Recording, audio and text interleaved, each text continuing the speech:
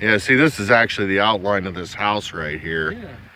You can still see it faintly. Somebody drove back through here. I see that. I wonder what that's all about. This would have been the very back, like the kitchen of the house right here. Right here? Yeah. And then over, this is amazing how small it seems. You know how that goes. Right back out here, probably where this thing is, there used to be an outbuilding that my dad used as a gambling den back in the day. It caught fire. The firemen cried when they had to put it out. There used to be a 3-story tall cherry tree back here.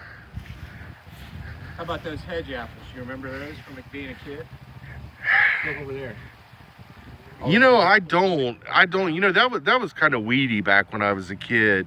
That was like a frontier area. I mean, we hardly ever went over there. We just mowed, but there was like a huge cherry tree here. I don't know if this is the wreckage of it right here or what, but there was a grape arbor back here, and when I was like 3 years old, I sneaked across. I found a pathway where all these boys would come into the yard from there. And I went over in the neighborhood, and right behind here was Judy Athey's. One of these, the house has probably been torn down back here, but that's where that's where the where I was like wandering around, and she's like, "There's a baby in my yard, and I don't know where it came from." I remember saying that on the phone, and it was finally her son came back. He's like, "Yeah, I know that kid belongs to the lady next door." That's how they ended up becoming friends after that. Somebody looks like they're stumping this or something. God knows what this is. That's probably where a gateway to the old septic. The old septic tank's around here somewhere, because that's where there used to be a little seal on there and a little opening, and I would drop rocks through there and stuff, and it'd go bloop, bloop. All back in the 60s, man.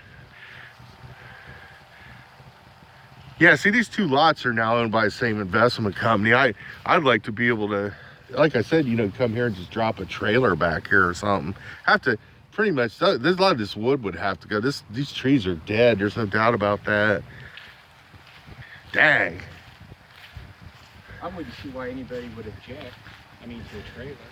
I mean, but let's be real. Yeah, I mean, this isn't exactly like premium real estate. I mean, you know. That's my point. I wonder, I would have to say that puddle that you're talking about, which has probably been filled in a million years ago, and you know, there used to be a willow tree right here in the yard. There was a driveway here too, but there was a willow tree, and I'm gonna have you pull up a little bit so I don't have to walk through that mud and get back in here. But yeah, I would say like around here, and that one kid, that blonde, he dived down there trying to get my Matchbox cars out of there, and they couldn't get them. That was all just open forestry down there back in the day. Man, unbelievable. Cool.